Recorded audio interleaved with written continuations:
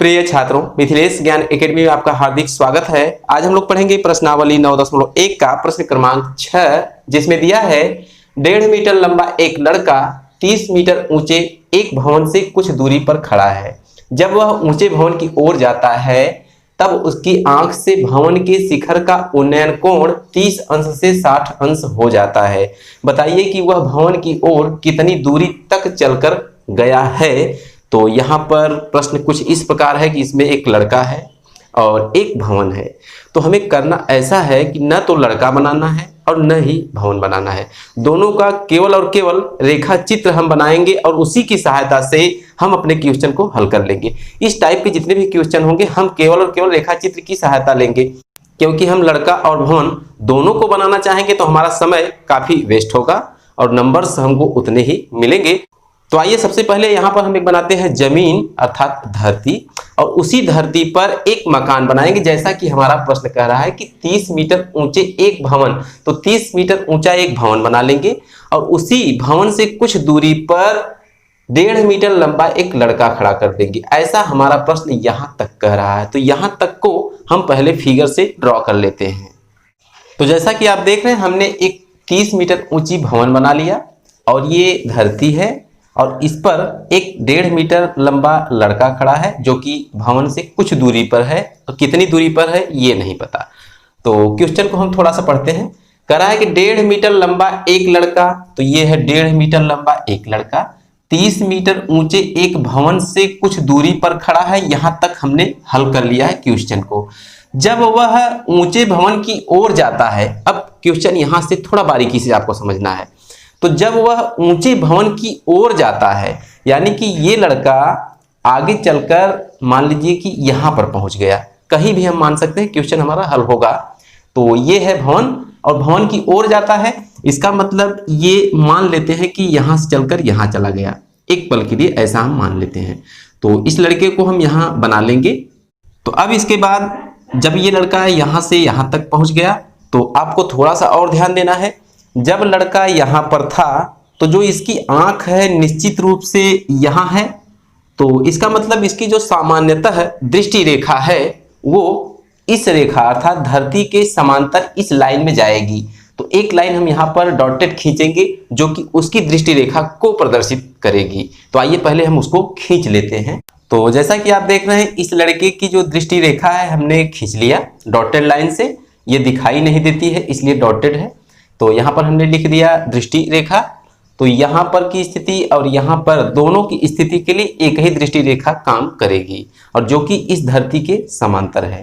तो यहाँ पर हम प्रश्न को थोड़ा सा और आगे पढ़ेंगे। कह रहा है कि जब वह ऊंचे भवन की ओर जाता है तब उसकी आंख से, आंख मतलब ऊपर इस वाले सिरे से, भवन के शिखर का उन्नयन कोण 30 अंश से 60 अंश हो जाता है। 30 अंश से 60 अंश हो जाता है। इसका मतलब क्या हुआ कि जब ये अपनी पहली कंडीशन पर खड़ा था तो इसका मतलब इसकी आंख से इस भवन के शिखर का जो उन्नयन कोण था वो 30 अंश था, कंफर्म एकदम।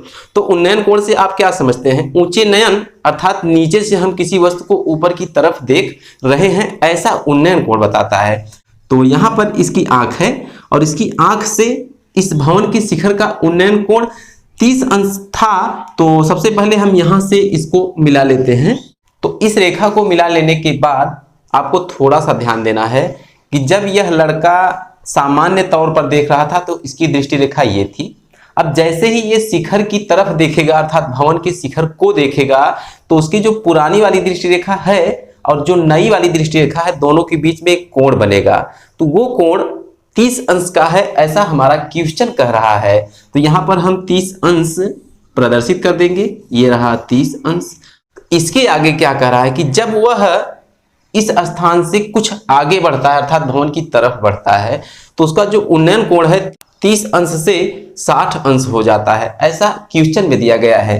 तो इसका मतलब ये जो स्थिति है इस लड़के की, यहां से लेकर हम यहां तक मिला दें तो ये हो जाएगा यहाँ पर बना हुआ कोण 60 अंश। तो सबसे पहले हम इसको और इसको मिला लेंगे।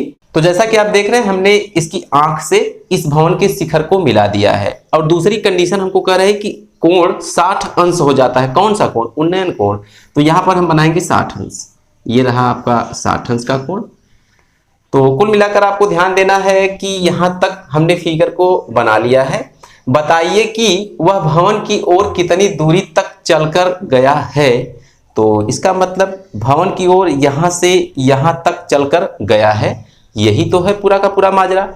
तो यहाँ पर हम पूरे चित्र का नामकरण करेंगे, कौन क्या है। तो आइए हम नामकरण कर देते हैं। देखिए ए से लेकर जेड तक का कोई भी अक्षर किसी पॉइंट को आप मान सकते हैं, आप स्वतंत्र हैं। तो हम जो मानेंगे आपको देखना है, या आप अपने इच्छा अनुसार मान सकते हैं। तो चलिए यहाँ पर हम मान लेते हैं ये जो भवन है ए बी है इसका नाम। तो आपको यही थोड़ा सा ध्यान देना है, भवन को हम ए बी नाम दे रहे हैं। इसके बाद जो लड़का है अपनी पहली कंडीशन में इसे हम सी डी नाम दे देते हैं, और जब यहां से चलकर दूसरी कंडीशन पर पहुंचता है तो उसको हम ई एफ नाम दे देते हैं, ई एफ। और एक पॉइंट बचा है उसका भी एक नाम दे देते हैं, यहां है देखिए एक पॉइंट, इसका भी नाम देना पड़ेगा, तो इसे हम जी नाम दे देते हैं। तो कुल मिलाकर आपको इसी प्रकार नामकरण कर लेना है, और जैसे जैसे आपने चित्र बनाया है ठीक उसी प्रकार आप अपने हल में 2 लाइन या 3 लाइन जितनी भी लाइन होती है आपको लिखना पड़ेगा। ये सिस्टमेटिक ढंग है। अगर आप शॉर्टकट में क्वेश्चन को हल करना चाहेंगे तो आपको नंबर भी शॉर्टकट ही मिलेगा। तो आपको शॉर्टकट कुछ नहीं करना है, आपको पूरा विस्तार से क्वेश्चन को हल करना है। तो आइए हम 2-3 लाइन लिख लेते हैं जो भी हमने चित्र में बनाया है। तो आपको थोड़ा सा ध्यान देना है, जैसा जैसा हमने अपने चित्र में बनाया था ठीक उसी प्रकार हमने यहाँ पर लिख लिया है। लिखा गया है कि चित्रानुसार ए बी एक 30 मीटर ऊंची भवन है। ध्यान से देखिए, ए बी 30 मीटर ऊंची भवन है जिससे कुछ दूरी पर एक लड़का सी डी खड़ा है। तो इससे कुछ दूरी अर्थात इतनी दूरी पर एक लड़का सी डी नाम का खड़ा है जिसकी लंबाई 1.5 मीटर है, ऐसा हमने लिख लिया। माना लड़का डी से चलकर एफ तक जाता है। देखिए ध्यान से, डी से चलकर एफ तक जाता है जिसकी दूरी हमें ज्ञात करनी है। तो यानी कि डी से लेकर एफ तक की दूरी हमें ज्ञात करनी है। तो कहने का मतलब यहाँ पर जो फॉर्मेशन हो रहा है त्रिभुजों का, तो आपको थोड़ा ध्यान से देखना है। 2 त्रिभुज यहाँ पर बन रहे हैं, दोनों ही समकोण हैं। तो ध्यान से देखिए, ए जी ई एक समकोण त्रिभुज हुआ और दूसरा हुआ ए जी सी। तो इस प्रकार यहाँ पर 2 समकोण त्रिभुज का फॉर्मेशन हो रहा है। और आपको थोड़ा सा ध्यान देना है कि जब ये धरती इस दृष्टि रेखा के पैरेलल अर्थात समांतर है तो हम इस दृष्टि रेखा को आधार मानकर इन दोनों समकोण त्रिभुज पर त्रिकोणमिति के रूल्स को अप्लाई करेंगे और हमारा क्वेश्चन हल होगा। तो कहने का मतलब इस धरती को हम छोड़ देते हैं एक पल के लिए। हमारा जो भी बेस है, आधार है, वो ये डॉटेड लाइन रहेगी अर्थात दृष्टि रेखा वाली लाइन रहेगी। तो जब हम इस वाली धरती को छोड़ रहे हैं, ये वाला जो गैप है अर्थात ये जो लड़के की लंबाई है, तो इसको भी हमें छोड़ना पड़ेगा। कहाँ से छोड़ेंगे? उस भवन की ऊंचाई में से लेस करना पड़ेगा अर्थात घटाना पड़ेगा। तो पूरे भवन की जो ऊंचाई है वो 30 मीटर है, तो उसमें से 1.5 मीटर लंबाई का एक लड़का है वो घट जाएगा, तो बची हुई दूरी यहाँ से यहाँ तक रह जाएगी। तो इसका मतलब 30 में से हम 1.5 को घटा देंगे तो 28.5 मीटर की दूरी जी से लेकर ए तक रह जाएगी, और उसी को हम यहाँ लिख लेते हैं। तो जैसा कि आप देख रहे हैं, ये जो बची हुई दूरी ए से लेकर जी तक की थी, हमने 28.5 मीटर लिख लिया है।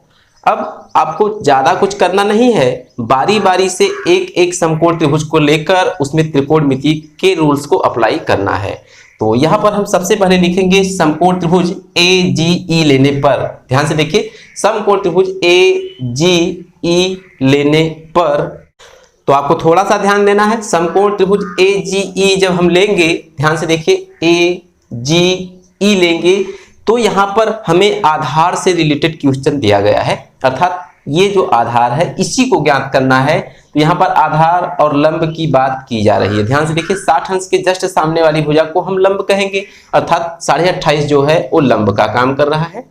और यहाँ पर ये जो दृष्टि रेखा है डॉटेड लाइन आधार का काम कर रही है।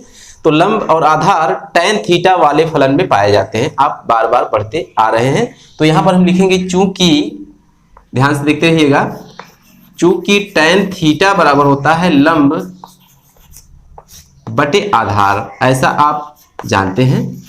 तो यहाँ पर लंब कितना है ए से लेकर जी तक, तो लिखेंगे ए जी, और आधार कितना है ई से लेकर जी तक, तो ई जी लिख देंगे। ध्यान से देखते रहिए, क्वेश्चन बहुत आसान है, केवल आपको थोड़ा सा बारीकी करना है।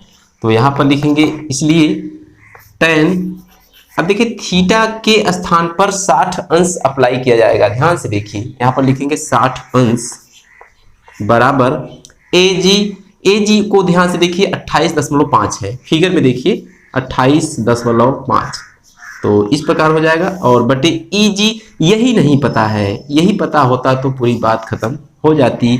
तो यहाँ पर हम tan 60 अंश का मान रखेंगे, लिख देंगे या, और tan 60 अंश का मान आप जानते हैं करड़ी में 3 होता है, बराबर लिखेंगे 28.5 बटे EG। तो कुल मिलाकर हम इसे ऐसा लिख सकते हैं, पक्षांतर करेंगे अर्थात केवल EG का मान निकालेंगे तो EG जब इसके पास आएगा तो करड़ी में 3 इसके पास चला जाएगा, ये पक्षांतर का रूल है। तो यहाँ पर लिख देंगे EG बराबर 28.5 बटे करड़ी में 3, ये हो गया पक्षांतर, और इसे हम कहेंगे समीकरण नंबर 1। तो कुल मिलाकर EG का मान 28.5 बटे करड़ी में 3 मिला है, इसे हम कहेंगे इक्वेशन फर्स्ट।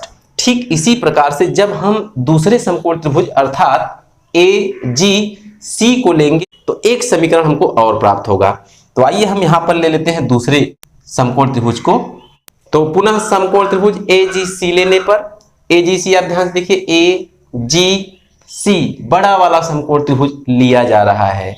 तो यहाँ पर 30 अंश का कोण बना है, तो फिर से हम वही आधार की और लंब की बात करेंगे। तो लिखेंगे चूंकि tan थीटा बराबर हो जाएगा लंब का मतलब AG और बटे आधार का मतलब C से लेकर G तक CG, तो CG हमने लिख दिया। इसलिए tan थीटा और थीटा के स्थान पर हम लिखेंगे 30 अंश, और आपको ध्यान से देखना है। और AG का मान 28.5 फिर से रखेंगे 28.5, और CG का मान नहीं पता है। तो यहाँ पर tan 30 अंश का मान हम जानते हैं कि 1 बटे करड़ी में 3 होता है, तो लिख देंगे 1 बटे करड़ी में 3 बराबर 28.5 बटे CG। तो कुल मिलाकर देखिए बराबर के दोनों तरफ जब भिन्न होती है तो होता है क्रॉस मल्टीप्लाई, अर्थात CG का गुणा 1 में होगा और करड़ी में 3 का गुणा 28.5 में होगा। तो लिख देंगे CG केवल रह जाएगा, देखिए CG 1 का CG, और ये हो जाएगा 28.5 और करड़ी में 3, इस प्रकार हमें प्राप्त होगा। इसे हम नाम दे देंगे समीकरण नंबर 2 का। तो आपको समीकरण फर्स्ट और समीकरण सेकंड को ध्यान से देखना है। अब इस दोनों समीकरणों में EG और CG का मान पता हो गया है, तो आप आइए थोड़ा सा फिगर पे समझ लीजिए। EG और CG का मान पता है तो आपका दिमाग थोड़ा सा काम जरूर कर रहा होगा। देखिए जब ये पूरी लंबाई आपको पता हो और ये इतनी लंबाई पता हो, तो इसका मतलब पूरी वाली लंबाई में से यदि हम इतनी वाली लंबाई को घटा दें तो हमको यही प्राप्त हो जाएगा जो हमसे पूछ रहा था। तो ये क्वेश्चन हल हो चुका है, आप समझ भी गए होंगे। तो कहने का मतलब F से लेकर B तक जो दूरी है वही E से लेकर G तक की दूरी है, और D से लेकर B तक की जो दूरी है वही C से लेकर G तक की दूरी है।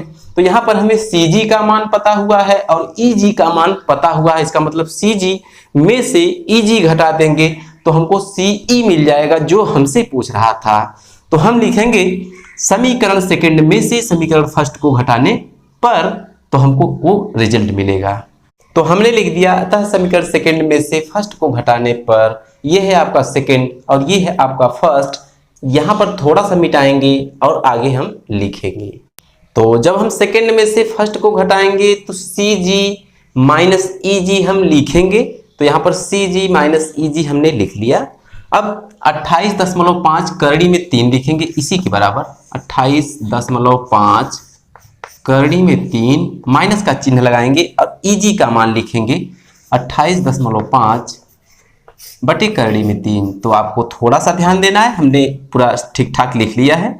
इसके बाद तो करड़ी में 3 का गुणा जब हम इसमें करेंगे तो हमको क्या मिलेगा, 28.5 ज्यों का त्यों रहेगा, करड़ी का करड़ी से होगा तो केवल 3 मिलेगा, और माइनस 28.5 यहाँ पर ज्यों का त्यों रहेगा ये वाला, और पूरे के बटे करड़ी में 3 ज्यों का त्यों रहेगा। तो कुल मिलाकर 28.5 यहाँ से ध्यान से देखिएगा, 28.5 यहाँ से और 28.5 यहाँ से, दोनों जगह से कॉमन कर लीजिए। तो यहाँ पर बचेगा 3 और यहाँ बचेगा माइनस, यहाँ बचेगा 1। तो इस प्रकार का आपको मिलेगा। और नीचे क्या है, करड़ी में 3 है। तो बराबर ध्यान से देखिए, 28.5 आपका ज्यों का त्यों रहेगा और 3 में से 1 घटा देंगे तो आपको मिलेगा 2। तो ये 2 ज्यों का त्यों रहेगा और नीचे करड़ी में 3 रहेगा। तो 28.5 में 2 से जब हम गुणा करेंगे तो हमको क्या मिलेगा, इसको थोड़ा मिटा लेते हैं, लिख देंगे बराबर। थोड़ा सा आपको ध्यान देना है कि 2 का गुणा 5 में करेंगे, 2 पंजे 10 हासिल 1, 2 अट्ठे 16, 1 हासिल 17, फिर 1 हासिल और 2 दूना 4, 1 5। तो कुल मिलाकर 57.0 और बटे कितना, √3। और जैसा कि आप जानते हैं कि करड़ी का रूल होता है कि करड़ी हर में नहीं रहेगी, अर्थात करड़ी को हर से खत्म करने के लिए हम करते हैं परमेयीकरण। तो यहाँ पर हम करड़ी में 3 का ऊपर व नीचे गुणा करवा देंगे, उसी को कहते हैं परमेयीकरण। और करड़ी में 3 हर से गायब हो जाएगा। तो आइए हम यहाँ पर नीचे लिखेंगे परमेयीकरण करने पर।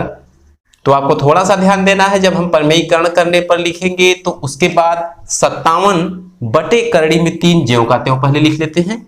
ये है 57 बटे करड़ी में 3 ज्यों का त्यों, गुणे का चिन्ह लगाएंगे, करड़ी में 3 से ऊपर व नीचे गुणा करवा देंगे, यही करना है आपको।